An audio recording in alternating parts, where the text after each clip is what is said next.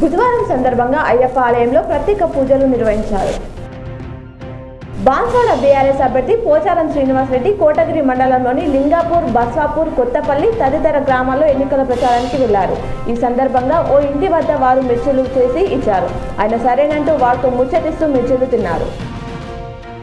Nizamabad BJP పార్టీకి big shock తగిలింది. ఆ పార్టీకి చెందిన పలువురు డివిజన్ నాయకులు మంగళవారం రాత్రి బీఆర్ఎస్ పార్టీలో చేరారు. వారికి అర్బన్ ఎమ్మెల్యే బిగాల గణేష్ గుప్తా గులాబీ కండువతో స్వాగతం పలికారు. నగరంలోని ఓ రైస్ మిల్లులో పెద్ద ఎత్తున పీడీఎస్ బియ్యం నిల్వలను సీజ్ చేశారు. పీడీఎస్ బియ్యం దందా నిర్వహిస్తున్నారనే సమాచారంతో టాస్క్ ఫోర్స్ ఏసీపీ రాజశేఖర్ రాజు ఆధ్వర్యంలో సీఐలు అజయ్, అంజయ్య మంగళవారం తనిఖీలు జరిపారు. వెంకటరామయ్య మిల్లులో 54 టన్నుల పీడీఎస్ బియ్యాన్ని అక్రమంగా నిల్వ చేసినట్లు గుర్తించారు.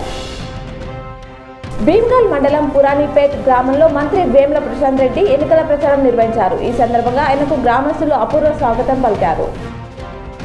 శాసనసభ ఎన్నికల పోలింగ్ ప్రక్రియ నిర్వహణకు అన్ని విధాలుగా సన్నద్ధమవుతూ అవసరమైన ఏర్పాట్లు చేపట్టాలని రాష్ట్ర ప్రధాన ఎన్నికల అధికారి వికాస్ రాజ్ సూచించారు. ఎన్నికల నిర్వహణ తీరు తెన్నెలపై జిల్లా కలెక్టర్లు, పోలీస్ కమిషనర్లు, ఎస్పీలతో మంగళవారం వీడియో కాన్ఫరెన్స్ ద్వారా సీఈఓ సమీక్ష జరిపారు. నగరంలో జరిగిన అభివృద్ధిని చూసి తనను మరోసారి ఆశీర్వదించాలని అర్బన్ ఎమ్మెల్యే బీఆర్ఎస్ అభ్యర్థి బిగాల గణేష్ గుప్తా అన్నారు. నగరంలో మంగళవారం జరిగిన విశ్వ బ్రాహ్మణుల ఆత్మీయ సమ్మేళనంలో ఆయన పాల్గొని మాట్లాడారు.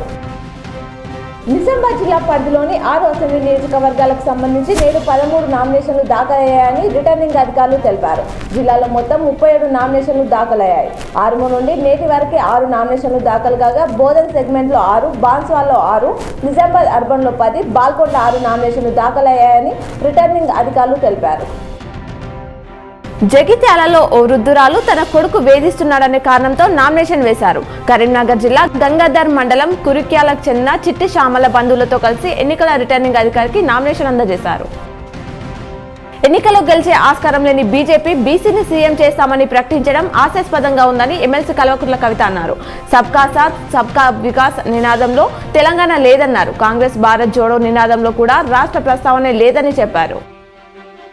ఆర్మూర్ పట్టణంలోని శాస్త్రీనగర్ పరిధిలోని ముగ్దాం కాలనీకి చెందిన కాంగ్రెస్ నాయకులు గౌస్ తన 100 మంది అనుచరులతో కలిసి ఎమ్మెల్యే జీవన్ రెడ్డి సమక్షంలో బీఆర్ఎస్ లో చేరారు.